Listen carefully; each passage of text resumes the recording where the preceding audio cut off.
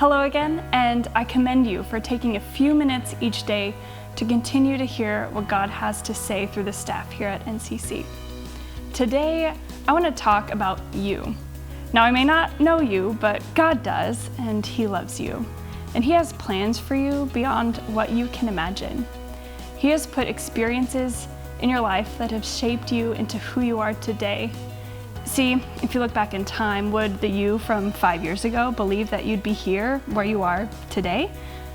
Probably not.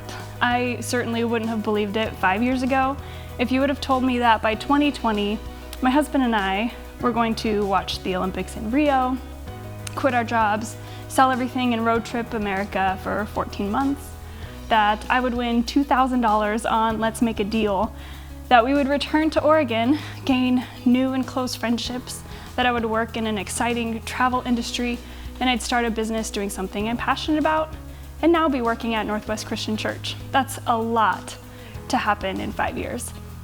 But I also wouldn't have believed that I would have been assaulted by someone I trusted, endure a painful court process, that I would lose 3 jobs within 1 week, that I would watch as my friend breathed his last breath, that we would lose our investment and set us back financially, or that we'd all face a global pandemic. No, I probably wouldn't have believed that either.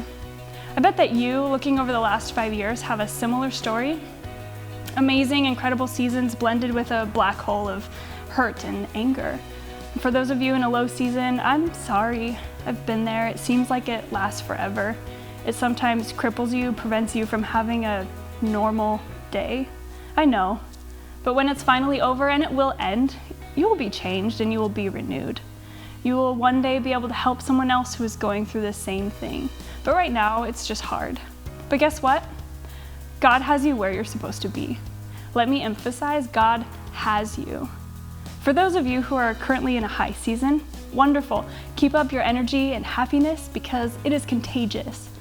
But I'll bet that you have also experienced a season of pain, and you know how much it sucks. But out of that season, you came having been tested, gaining wisdom and experiences to help you move forward. God has you where you're supposed to be. Each of you watching this right now have something in common. You all have some pain that you're living with. It may have happened years ago, or it may be happening right now, but it doesn't matter when it happened. What matters is that you know how it feels. You know how it feels to be in a rut that you're not sure you can get out of. You probably know how it feels to want someone to be there, to give you a helping hand, but you don't know if someone's coming. If you're not in a rut right now, I challenge you to look around you. There is somebody you know that needs your help, but just isn't comfortable to clearly ask for it. I know from experience that it is difficult to ask for help. And sometimes when a person is in a low season, asking for help doesn't even look like asking for help. Maybe they told you about what they're struggling with, but didn't specifically ask for anything. It doesn't mean that there isn't a need. Everybody needs support, encouragement, prayer, and love. And sometimes there is a physical or financial need as well. I challenge you to pray about how you can help the people in your life who are struggling, even if they don't ask, because you've been there, you've experienced it too. So find a creative, compassionate way to show them God's love. And for those of you in a rut right now, you're not alone.